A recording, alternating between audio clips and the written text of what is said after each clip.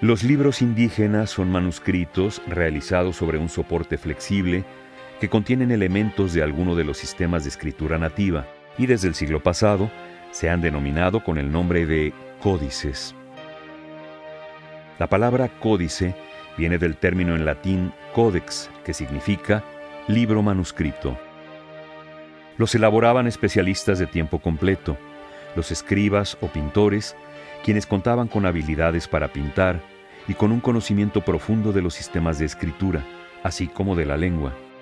Esto les permitía escribir sobre cualquier tema que requiriera números, animales, hombres, dioses, regiones, historia, astronomía, poesía. Podían ser hombres o mujeres, que desde edad temprana eran instruidos en esta actividad. Tenían un papel muy importante dentro de la sociedad al encargarse de perpetuar el saber. En el centro de México llamaban a los escribas tlacuilos, palabra que proviene del verbo náhuatl tlacuiloa, que quiere decir escribir pintando. En el área maya se les llamaba ahtzib y ahwoj, términos que significan escriba y pintor respectivamente. Tanto la posesión como el manejo de los códices en la época prehispánica estaban a cargo de los grandes señores y los sacerdotes, es decir, de la clase dirigente. Parte de su poder se sustentaba en el conocimiento que ellos controlaban, asentado en los libros. Había recintos especiales donde se resguardaban los códices que equivalían a las bibliotecas occidentales, construidos por instrucciones de los sacerdotes y señores. En el centro de México se llamaban amoxcali, término que se compone de las voces nahuas, amox, libro, y cali, casa, es decir, casa de los libros. Cuando ocurrió la conquista española, la más famosa amoxcali del centro de México era la de Texcoco, tanto por la riqueza de ejemplares que resguardaba como por la variedad de asuntos que contenían sus libros. Los códices estaban clasificados en esas bibliotecas indígenas. Hoy, lamentablemente, solo se conservan 15 ejemplares de la época prehispánica y varios cientos de los siglos posteriores, los cuales han sido clasificados de diferentes formas atendiendo varios criterios. Por temporalidad, prehispánicos y coloniales. Por región de origen, mexicas, mixteca, Puebla, mixtecos y mayas. Por su formato, biombo, rollo, lámina, libro. Por su soporte, amate, tela, piel, papel europeo.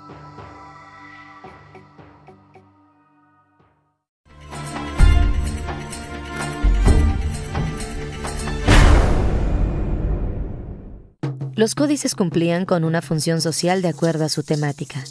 En ellos se plasmaron los conocimientos de los antiguos pueblos. Su contenido obedece a múltiples temas sobre sus creencias religiosas, sus rituales, historia y genealogía, alianzas, conocimientos geográficos y sistemas económicos, entre otros. Los códices calendárico-rituales tratan sobre cómputo del tiempo, cosmovisión, religión, mitos, cosmología y astronomía históricos. Relatan conquistas, migraciones, matrimonios, historia de las élites y sus actos políticos, militares y administrativos. Genealógicos. Narran desde un origen mítico la sucesión del linaje poderoso para justificar la herencia de los señoríos y las relaciones de parentesco entre las élites. Cartográficos. Detallan regiones, linderos de pueblos, de tierras, aspectos geográficos en general, nombres de lugares, cordilleras y caminos. Cartográficos históricos. Detallan territorios y linderos de una genealogía en particular o cómo se fundó la población en cuestión. Etnográficos. En ellos se hacen referencias sobre la vida cotidiana y costumbres de los indígenas.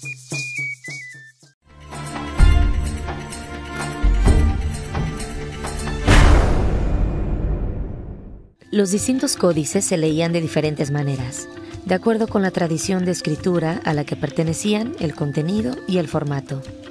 Algunos códices, dicen los cronistas, se leían colocándolos en el piso encima de unos petates. Una vez colocados en esa posición, el escriba, el lector y los oyentes se situaban alrededor del manuscrito, quedando a la vista toda la información en él contenida. Los códices del centro de México se leían de izquierda a derecha y desplegándolos todos para su fácil lectura.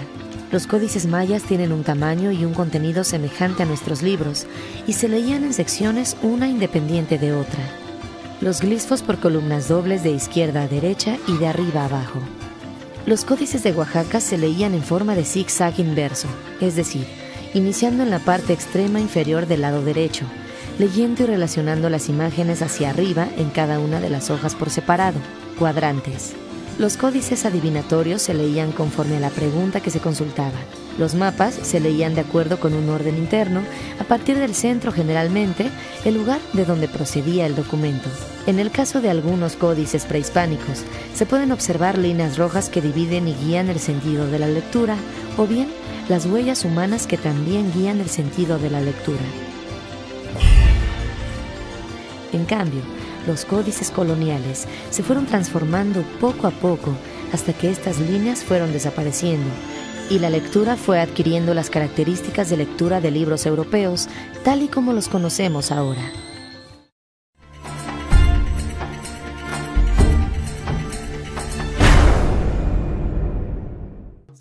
Los códices fueron hechos en diversos soportes según la temporalidad. Por ejemplo, los códices prehispánicos fueron hechos en piel de venado y papel amate o ficus. Los códices coloniales fueron hechos, además de los materiales anteriores, en papel de algodón, es decir, papel europeo y en telas para crear los lienzos y mapas. Antes de escribir, los indígenas preparaban el soporte con una capa blanca semejante al estuco, que producía una superficie blanca y tersa. Los cronistas lo llamaban con frecuencia betún blanco. Ya listo el soporte, los códices se pintaban con diversas tintas y pigmentos que los indígenas sacaban de 3 fuentes principales.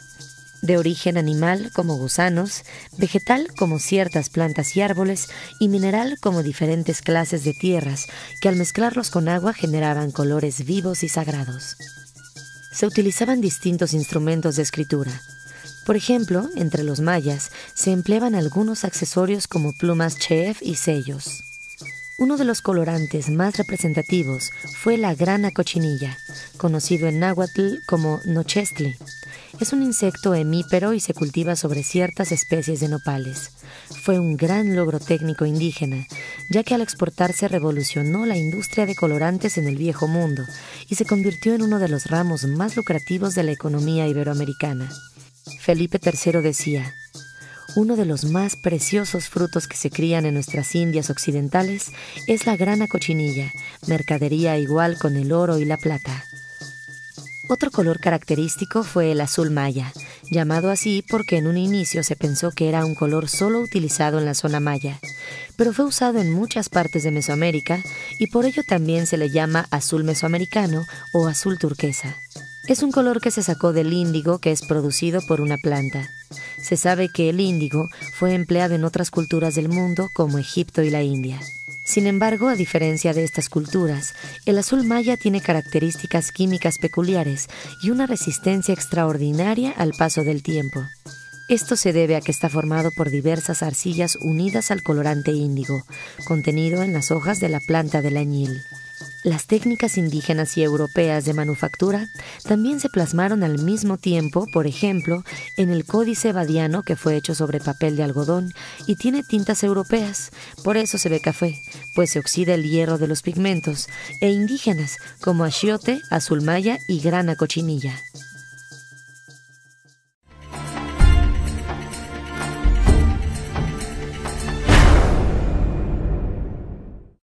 El arte de plasmar en manuscritos el pensamiento mesoamericano fue desarrollándose en el México antiguo durante siglos y alcanzó un alto nivel de perfeccionamiento. Elaborados en papel amate, fibra de alguna higuera o pieles de venado, la colección de códices mesoamericanos más grande del mundo se conserva en la Biblioteca Nacional de Antropología e Historia en México y son una herencia de imágenes para conocer mejor nuestro pasado precolombino. La mayoría de los 93 manuscritos originales y las cerca de 68 copias antiguas que integran la colección de códices de la biblioteca proceden del Altiplano Central. Algunos provienen de Oaxaca y otros son mayas. Esta colección de códices tiene una gran importancia al grado que ha sido reconocida como Memoria del Mundo por la UNESCO. Está inscrita en la lista de los documentos que son no solo memoria de México, sino también memoria de toda la humanidad, por la gran importancia que tienen, básicamente en términos documentales. Los manuscritos existentes son de carácter histórico o genealógico, y a través de ellos podemos también conocer acerca del pago de tributos, de los dioses a quienes rendían culto, de cuentas calendáricas o fiestas y en general de rituales que llevaban a cabo los habitantes precolombinos. Estos documentos fueron realizados en segmentos de piel de venado o papel amate, pegados para formar una unidad o tira, y fueron cubiertos con una capa delgada de cal donde se pintaba.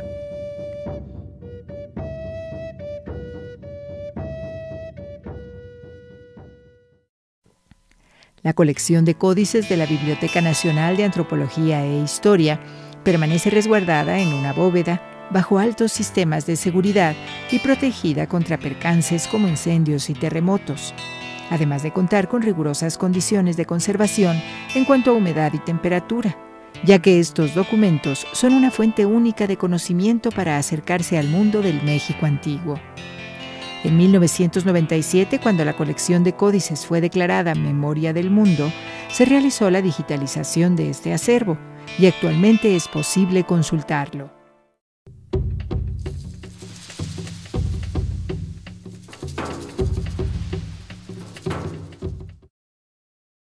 El arte de plasmar en manuscritos el pensamiento mesoamericano fue desarrollándose en el México antiguo durante siglos y alcanzó un alto nivel de perfeccionamiento. Elaborados en papel amate, fibra de alguna higuera o pieles de venado, la colección de códices mesoamericanos más grande del mundo se conserva en la Biblioteca Nacional de Antropología e Historia en México y son una herencia de imágenes para conocer mejor nuestro pasado precolombino.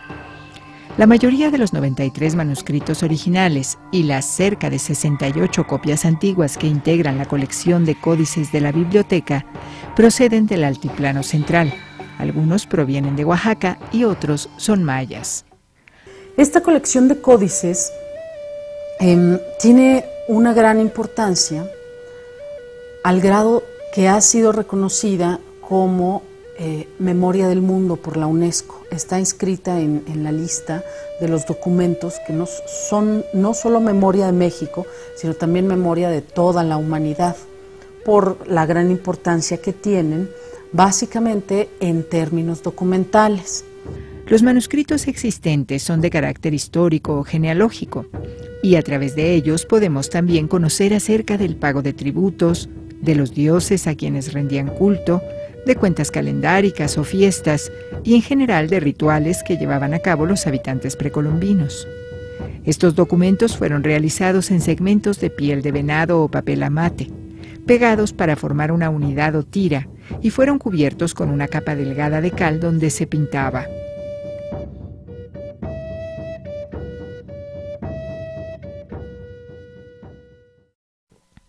La colección de códices de la Biblioteca Nacional de Antropología e Historia permanece resguardada en una bóveda bajo altos sistemas de seguridad y protegida contra percances como incendios y terremotos, además de contar con rigurosas condiciones de conservación en cuanto a humedad y temperatura, ya que estos documentos son una fuente única de conocimiento para acercarse al mundo del México antiguo. En 1997, cuando la colección de códices fue declarada Memoria del Mundo, se realizó la digitalización de este acervo y actualmente es posible consultarlo.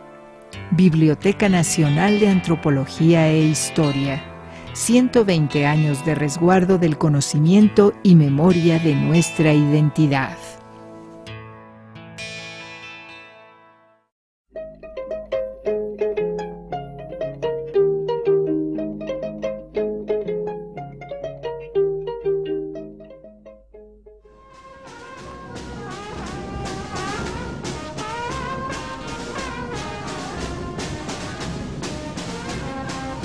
Coachimalco es también una comunidad nahua del municipio de Tlapa.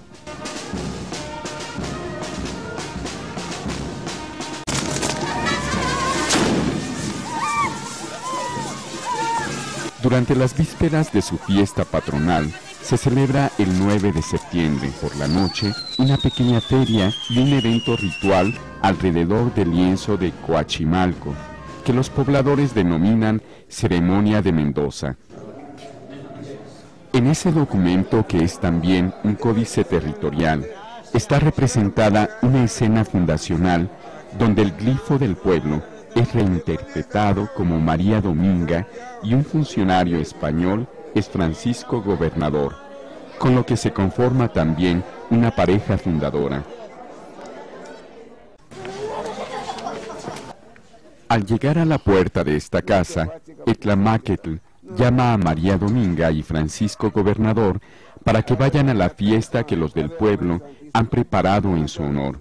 María Dominga, don Francisco, capatimoseutica, no te valves que no te vas a capatimoseutica.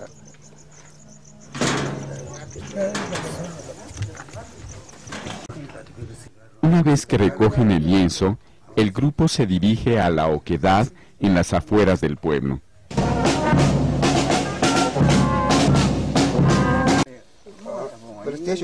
Ahí llamarán de nuevo a María Dominga y Francisco Gobernador para reiterarles la invitación. Les presentarán ofrendas de licor y cigarros para que se animen, para que se pongan contentos y compartan la alegría con los de su pueblo. En el local donde despacha la autoridad del pueblo y donde se asienta el poder que ellos fundaron, Etlamáquetl deposita el lienzo sobre una pequeña silla para que María Dominga y Francisco Gobernador se sientan cómodos y disfruten de la fiesta.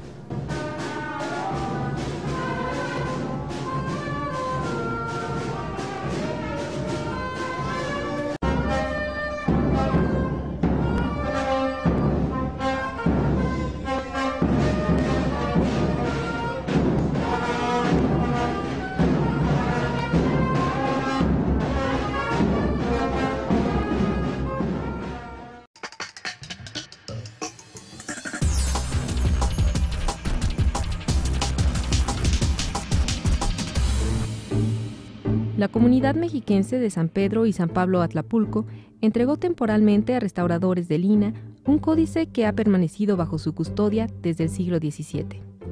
Los habitantes de esta localidad tomaron la decisión luego de enterarse que un documento similar, perteneciente al poblado vecino de San Nicolás Coatepec, había recibido tratamientos de conservación por parte de especialistas del instituto. El documento realmente no tiene nombre, más bien nosotros le hemos dado el nombre de que es un códice por su tema, que es tributos.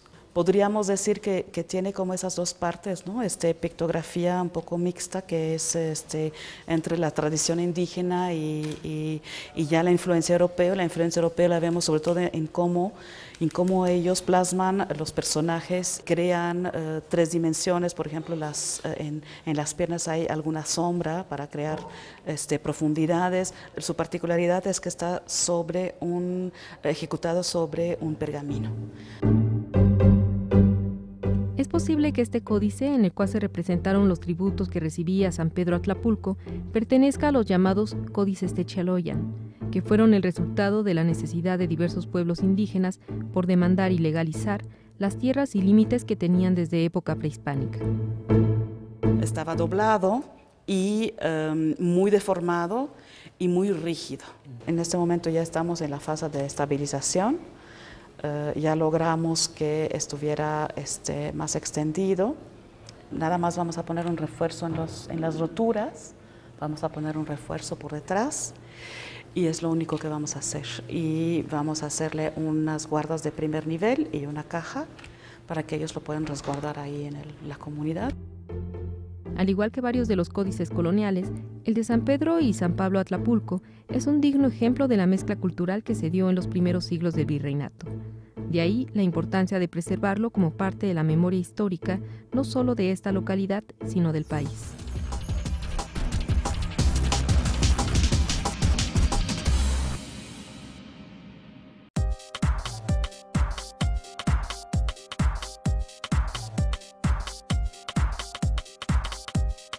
Pues bien, amigos de INA Noticias, en esta ocasión vamos a platicar con el doctor en estudios mesoamericanos por la UNAM, Manuel Germán, quien nos va a hablar de un códice colombino del cual se ha hecho una edición facsímil. Doctor, muchísimas gracias por su tiempo. Pues ahora háblenos, por favor, ¿ante qué estamos? Claro que sí. El Códice Colombino pues es uno de los escasísimos documentos prehispánicos que han sobrevivido a la conquista española. Es el único códice prehispánico que existe en México. De los demás prehispánicos que sobrevivieron, como dije hace un momento, a la llegada de los españoles, pues están en repositorios extranjeros. Originalmente el códice estaba en manos de un coleccionista alemán llamado José Dorenberg. Entonces en 1891, cuando formalmente Francisco del Paso y Troncoso hace la compra, pasa a formar parte de las colecciones del antiguo Museo Nacional de Arqueología. Se le bautiza en honor a Cristóbal Colón, precisamente a raíz del cuarto centenario del descubrimiento. Entonces es una coincidencia interesante. Doctor, ¿de qué nos habla este códice? El Códice Colombino nos habla en un contexto muy particular sobre la vida de un personaje muy importante que vivió en la Mixteca alrededor del año 1063, es más o menos la fecha que se ha podido ya con precisión ubicar cuando nació este importante personaje. Narra todas las vicisitudes, las guerras, las conquistas, las alianzas que obtuvo este personaje. Entonces es como una biografía. ¿Y todo esto sobre qué más ha arrojado luz, doctor? Ha arrojado luz acerca de los lugares en los que Ocho Venado, entonces con mayor precisión, pudo él haber consolidado su gobierno, qué lugares conquistó. Sabemos un poquito más acerca de su vida, en este caso ritual, sobre todo porque se le ha distinguido a Ocho Venado como fundamentalmente un personaje guerrero, pero también se pueden rescatar aspectos rituales que él hizo de su vida, sobre todo para poder alcanzar una legitimación a nivel sagrado, a nivel político, a nivel de alianzas que él necesitaba. Varios personajes secundarios que ayudan al personaje principal para alcanzar sus objetivos. Doctor, si es tan amable, ahora díganos con qué propósito se ha hecho esta publicación del facsímil. Tratamos de rescatar en esta nueva edición facsimilar pues la calidad que tiene el original mismo que se encuentra aquí en la bóveda de códices de la Biblioteca Nacional de Antropología, haberlo reproducido de tal manera lo más fiel posible para que pues toda aquella gente interesada, obviamente estudiosos, público en general, estudiantes que estén interesados en los códices puedan tener casi el original en sus manos. Doctor Manuel Germán, pues muchísimas gracias por su tiempo. No, al contrario, muchas gracias a ustedes.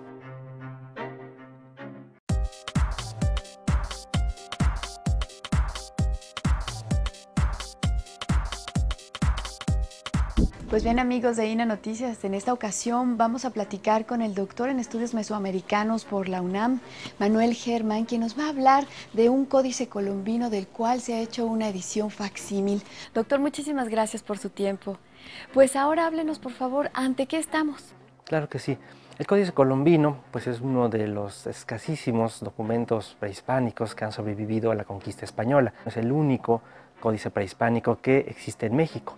De los demás prehispánicos que sobrevivieron, como dije hace un momento, a la llegada de los españoles, pues están en repositorios extranjeros. Originalmente el códice estaba en manos de un coleccionista alemán llamado José Dorenberg. Entonces en 1891, cuando formalmente Francisco del Paso y Troncoso hace la compra, pasa a formar parte de las colecciones del antiguo Museo Nacional de Arqueología. Se le bautiza en honor a Cristóbal Colón, precisamente a raíz del cuarto centenario del descubrimiento. Entonces es una coincidencia interesante. Doctor, ¿de qué nos habla este códice? El Códice Colombino nos habla en un contexto muy particular sobre la vida de un personaje muy importante que vivió en la Mixteca alrededor del año 1063, es más o menos la fecha que se ha podido ya con precisión ubicar cuando nació este importante personaje. Narra todas las vicisitudes, las guerras, las conquistas, las alianzas que obtuvo este personaje. Entonces es como una biografía. ¿Y todo esto sobre qué más ha arrojado luz, doctor?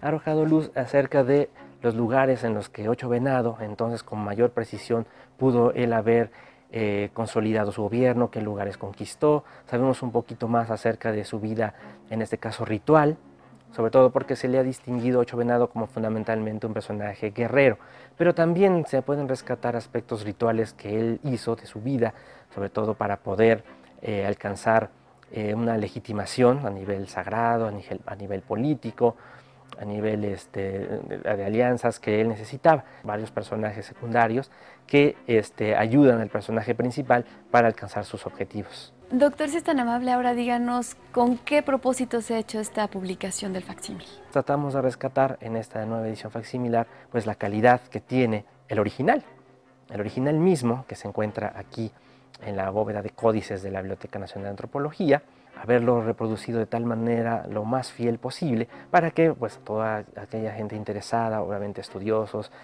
público en general, estudiantes que estén interesados en los códices puedan tener casi el original en sus manos. Doctor Manuel Germán, pues muchísimas gracias por su tiempo. No, al contrario, muchas gracias a ustedes.